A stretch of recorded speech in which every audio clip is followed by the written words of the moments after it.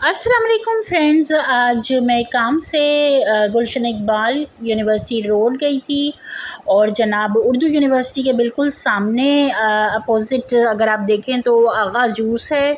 और जनाब मैं आगा जूस के सामने से ही गुज़री थी तो मुझे ख़्याल आया कि क्यों ना गोलगप्पे खाए जाएँ इनके, क्योंकि सामने ही गोलगप्पे रखे हुए थे और फ्रेश जूस पिया जाए। तो मैंने अंदर बैठते ही गोलगप्पों का ऑर्डर किया।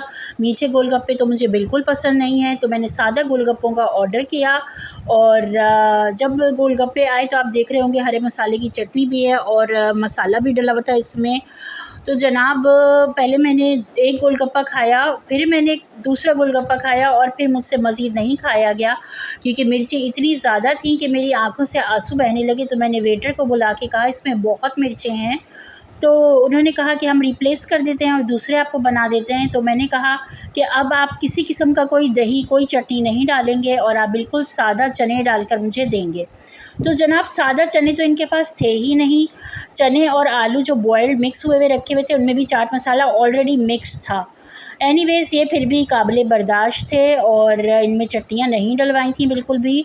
तो ये खा लिए गए और थे बिल्कुल फ्रेश, नो डाउट। और काफ़ी लोग ऐसे होते हैं जो कम मसाला लेते हैं, तो उनके लिए ख़ास तौर पे केयर करनी चाहिए, क्योंकि मसाला तो ऊपर से अलग से डल भी सकता है और चटनी भी ऊपर से डल सकती है।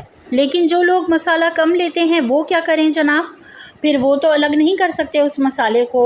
तो इसीलिए एनीवेज़ ये बात भी इनकी समझ में आ गई। और साथ में मैंने फ़्रेश ऑरेंज जूस का ऑर्डर किया था, जैसे कि आप देख रहे होंगे, और मैंने कहा था बिल्कुल कम बर्फ़ डालिएगा, कम ही बर्फ़ डाली।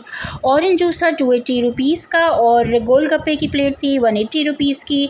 ऑल टुगेदर मेरा 460 बिल बना और जनाब साथ में मैंने टिप भी दी और फिर मैं अपने घर आ गई। फ्रेंड्स, अपनी लाइफ को इसी तरह सेलिब्रेट करना चाहिए, कभी फैमिली के साथ, कभी फ्रेंड्स के साथ और कभी कभी अकेले भी। जब आपका दिल करे जहाँ जाना चाहें जाएं और लाइफ के मज़े उड़ाएं। अपना बहुत ख्याल रखिएगा, मुझे दुआओं में याद रखिएगा। अल्लाह हाफ़िज़।